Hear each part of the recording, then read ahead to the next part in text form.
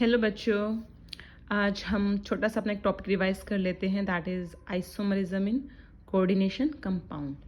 तो isomerism in coordination compound basically दो type का होता है। First one is structural isomerism and second one is stereo isomerism.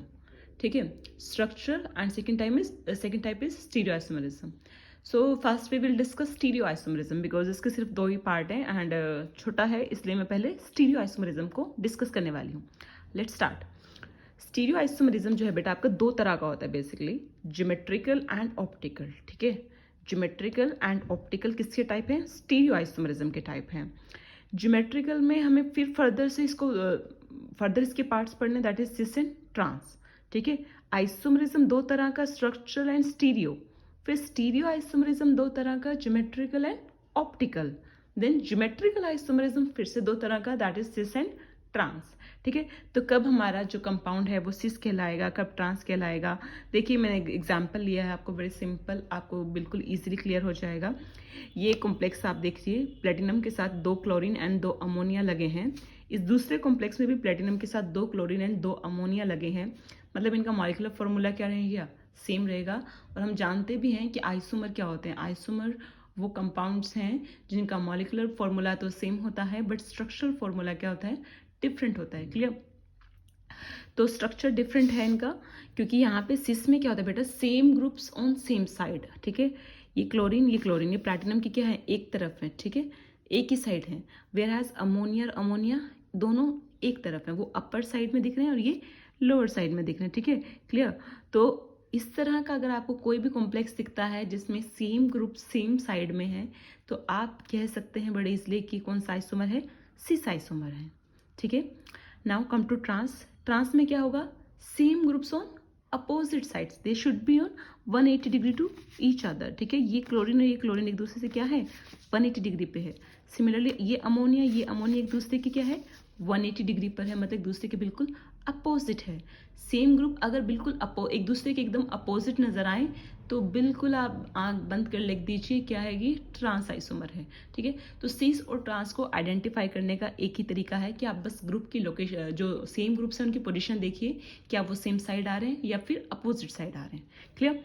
Now come to the next one, optical isomerism.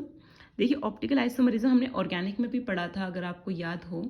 ठीक है, जब हमने SN2 एंड SN1 के बारे में पढ़ा था, कायरलिटी डिस्कस की थी।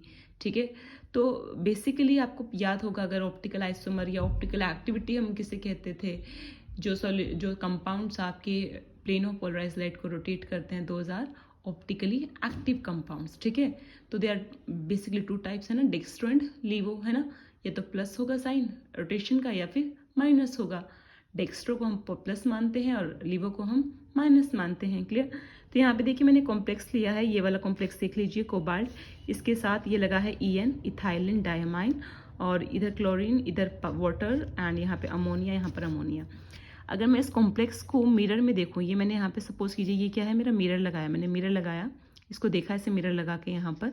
ठीक है, तो ये कॉम्प्लेक्स किसकी जैसा दिखेगा? थोड़ा सोचो, अगर आप घर पे हो तो आराम से मिरर लगा के चेक कर सकते हो। आप लगा के देखना, एक बार ट्राई करना, गिव अ ट्राई। ठीक है, तो आप देखोगे कि ये जो कॉम्प्लेक्स है बिल्कुल जो ये राइट हैंड साइड में मैंने फिगर ड्रॉ किया है इसके जैसा नज़र आता है मिरर में। मिरर में देखने पर ये लेफ्ट हैंड साइड वाला कॉम्प्लेक्स राइट हैंड साइड में जो मैंने कॉम्प्लेक्स बनाया है इसके जैसा नज़र आता है। ठीक है, जब आप ये ड्रॉ कर लोगे, देख लोगे, हाँ जी ये मिरर इमेज है इसकी, यस, देन आपको क्या करना है? आप इमेजिन करना है कि आपने ये मॉलिक्यूल उठाया, पूरा का पूरा ये मॉलिक्यूल उठाया, उठाकर इसको कहाँ रखना है? लेफ्ट हैंड साइड वाले कॉम्प्लेक्स के ऊपर रखना है, in your imagination. Actually we can't do that ना। इमेजिनेशन में हमने राइट हैंड साइड वाले मॉलिक्यूल को उठाकर सोचो कि बिल्कुल एग्जैक्टली इसके ऊपर रख दिया, जैसे आप ब्रेड के ऊपर ब्रेड रखते हो सैंडविच बनाते हुए। ठीक है, अब देखो अगर जब आप इसको पूरा उठा के रख दोगे तो ये वाला जो ग्रुप है, ये वाला ग्रुप ये किस तरफ लाई करेगा? इस तरफ, है ना। वेयर एज इस कॉम्प्लेक्स का ये EN ग्रुप कहाँ लाई कर रहा है? यहाँ पर।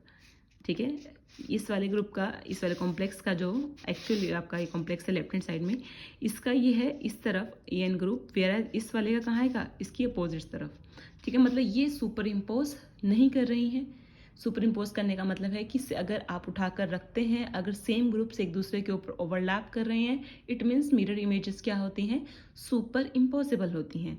बट यहाँ पर मिरर इमेजेस हमको क्लियरली नजर आ रहा है कैसी हैं, नॉन सुपर इम्पॉसिबल।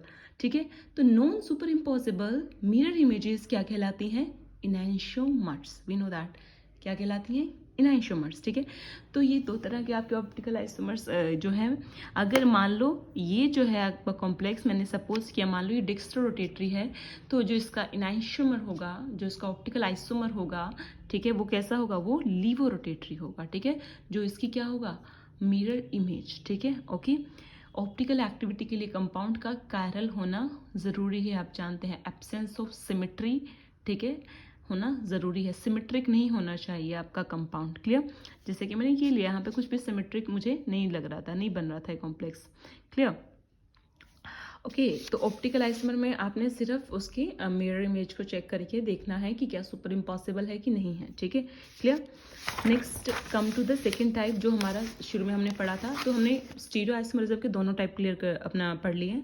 पहले वाला जो कि था आपका ज्योमेट्रिकल आइसोमरिज्म, जिसमें हमने सीस और ट्रांस पढ़े, और दूसरा हमने पढ़ा ऑप्टिकल आइसोमरिज्म। ठीक है, अब हम बात करते हैं स्ट्रक्चरल आइसोमरिज्म की। ठीक है, मेरे पास फ़ोन को फिक्स करने का कोई अभी सिस्टम नहीं है, तो मैंने फ़ोन जस्ट हाथ में पकड़ा हुआ है, तो मे बी ये थोड़ा बहुत हिल डुल रहा होगा, तो थोड़ा सा एडजस्ट करने की कोशिश करना। ओके, तो स्ट्रक्चरल आइसोमरिज्म क्या होता है जी, बेसिकली ये 4 तरह का है, linkage isomerism, ionization isomerism, coordination isomerism, and the last one is solvate या फिर क्या कहते हैं, हाइड्रेट आइसोमरिज्म।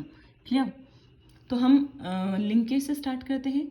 लिंकेज आप नाम में ही बहुत कुछ रखा होता है। देखिए यहाँ पे ये किस तरह का होगा, ये बेसिकली वो लिगैंड शो करते हैं जो एम्बीडेंटेंट होते हैं। अगर आपको याद हो एम्बीडेंटेंट लिगैंड क्या थे, वो लिगैंड जिनके पास 2 डोनर साइट्स होती हैं, एक से ज़्यादा डोनर साइट्स होती हैं, बट एट अ टाइम वो सिर्फ एक ही साइड से इलेक्ट्रॉन डोनेट करेंगे while forming coordination compound. Clear, okay.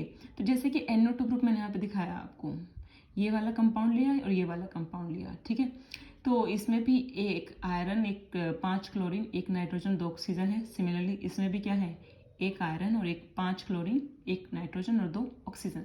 मतलब इनका जो molecular formula that is same, but इनका स्ट्रक्चर यहाँ पे डिफरेंट है। यहाँ पे हमने लिखा है NO2, यहाँ पे हमने लिखा है ONO, क्योंकि यहाँ पे जो लिंकेज हो रही है बेटा, वो किसके थ्रू हो रही है, नाइट्रोजन के थ्रू हो रही है, इसलिए हमने लिखा NO2। वेराज यहाँ पे लिंकेज किसके थ्रू है, ऑक्सीजन के थ्रू। NO2 अगर आपको याद हो, NO2 एक ऐसा ग्रुप था जिसमें ये एक एम्बीडेंटेड लिगैंड है, ये नाइट्रोजन के थ्रू भी बॉन्ड बना सकता है और ऑक्सीजन के थ्रू भी कोऑर्डिनेट बॉन्ड बना सकता है। जब ये नाइट्रोजन के थ्रू बनाता है तो हम इसे कहते हैं नाइट्रेटो N, और जब ये ऑक्सीजन के थ्रू बनाता है तो नाइट्रेटो O। क्लियर, समझ में आ गई। तो इस तरह ये दोनों एक दूसरे के क्या कहलाएंगे, linkage isomer. Clear, now the next one is ionization isomer। ionization, देखिए यहाँ पे हमने 2 कॉम्प्लेक्स लिया है, cobalt NH3 5SO4 that is sulphate, square bracket बंद, और बाहर क्या है, Br। सिमिलरली दूसरा कॉम्प्लेक्स मैंने कैसा लिया, cobalt NH3 5 bromine, square bracket बंद, और SO4 बाहर। ठीक है, तो डिफरेंस क्या है दोनों में, यहाँ पे ब्रोमीन बाहर है और यहाँ पे सल्फेट बाहर है। अदरवाइज आप देखना मॉलिक्यूलर फॉर्मूला दोनों का क्या है, सेम ही है। ठीक है, तो आप जानते हैं कि अगर हम कोऑर्डिनेशन कंपाउंड को पानी में किसी भी सॉल्वेंट में, पोलर सॉल्वेंट में डिसॉल्व करेंगे, तो ये जो आपके स्क्वायर ब्रैकेट के बाहर जो भी आपका प्रेजेंट होते हैं ग्रुप, जिन्हें हम क्या बोलते हैं, प्राइमरी वैलेंसी, ये कैसी होती है, आयनाइजेबल होती हैं, आयंस में कन्वर्ट हो जाती हैं। ठीक है, ये आयनाइज हो जाता है कॉम्प्लेक्स, अगर आपने इसको डिसॉल्व कर दिया, Br नेगेटिव अलग हो जाएगा, और ये कटायन स्क्वायर ब्रैकेट के अंदर जो कोऑर्डिनेशन एंटिटी है जिसके ऊपर क्या आएगा, पॉजिटिव चार्ज, ब्रोमीन नेगेटिव के जाने के बाद, ठीक है, ये अलग हो जाएगा। तो इसमें हमें आयन कौन सा मिला, Br नेगेटिव। ठीक है, और इसमें कौन सा मिलेगा, ये सल्फेट बाहर है, तो अगर आप इसे डिसॉल्व करोगे तो सल्फेट नेगेटिव आपका बाहर जाएगा। ठीक है, तो यहाँ पर डिफरेंस किस में आ रहा है, इनके आयंस में। जब आप इसको डिसॉल्व कर रहे हैं या फिर कैसे भी आप इनको ब्रेक डाउन कर रहे हैं, तो इनके जो आयंस जो इवोल्व हो रहे हैं, निकल रहे हैं इसमें से, वो डिफरेंट है।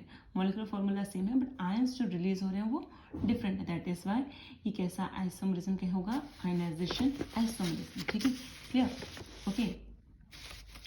Now the third one is coordination isomerism. देखिए यहाँ पे कोऑर्डिनेशन आइसोमरिज्म को देखिए एकदम पजल नहीं होना है, ये एक कोऑर्डिनेशन कॉम्प्लेक्स है, ठीक है। हालांकि आपके मैंने इसमें 4 सेपरेशन करके दिखाया हुआ है, आपको जनरली क्वेश्चंस में आपको सिंपली लिखा मिलेगा जिंक NH3 4 एंड ब्रैकेट बंद, देन आएगा CuCl4, ठीक है। तो ये मैंने ऑक्सीडेशन स्टेट कैसे मैंने फाइंड आउट करी, तो आपको मैं इसमें ट्रिक बताती हूँ। इसमें 2 तरह के आपको स्क्वायर ब्रैकेट दिख रहे हैं, है ना, इस कोऑर्डिनेशन कंपाउंड में। ये एक ही कोऑर्डिनेशन कंपाउंड है और इसमें 2 स्क्वायर ब्रैकेट हैं, 2 कोऑर्डिनेशन एंटिटी हैं, क्लियर।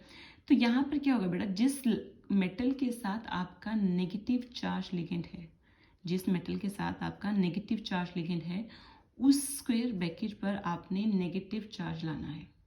जिस मेटल के साथ आपका नेगेटिवली चार्ज लिगेंड है, उस स्क्वायर ब्रैकेट पे आपको कैसा चार्ज लेके आना है, नेगेटिव, ठीक है। एंड जिस मेटल के पास आपका न्यूट्रल लिगेंड है, उस पर कोशिश करना है कि आपको कैसा चार्ज आना है, पॉजिटिव, ठीक है। तो ये NH3 आपका न्यूट्रल है और Cl कैसा है, नेगेटिवली चार्ज।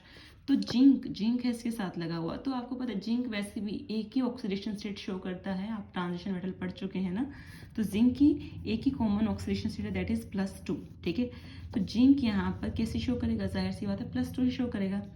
अब इसके ऊपर तो कोई चार्ज है नहीं, अगर जिंक +2 शो करता है तो इसके ऊपर चार्ज कितना रहेगा, +2, ठीक है। Now come to this one, अगर इसके ऊपर +2 चार्ज आएगा तो इसके ऊपर कैसा आएगा, -2, है ना, क्योंकि ओवरऑल कंपाउंड कैसा है, न्यूट्रल। अब देखो इसके ऊपर चार्ज है -2, तो कॉपर के ऊपर ऑक्सीडेशन स्टेट हम निकाल सकते हैं। कॉपर की क्या होगी, इज इक्वल टू में क्या लिख दिया, -2, 4 क्लोरीन है तो क्या लिख देंगे, -4, और कॉपर की ऑक्सीडेशन स्टेट हमने क्या मान ली, X, देन X का वैल्यू क्या आ जाएगा, +2, ठीक है।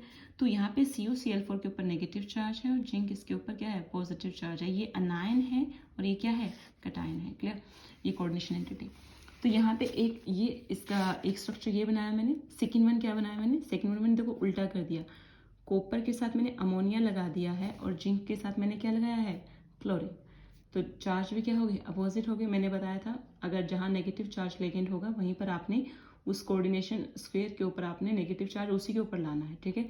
तो यहाँ पे -2 अब किसके ऊपर चला जाएगा, जिंक वाले के ऊपर, और +2 कॉपर वाले के ऊपर, ठीक है, क्लियर।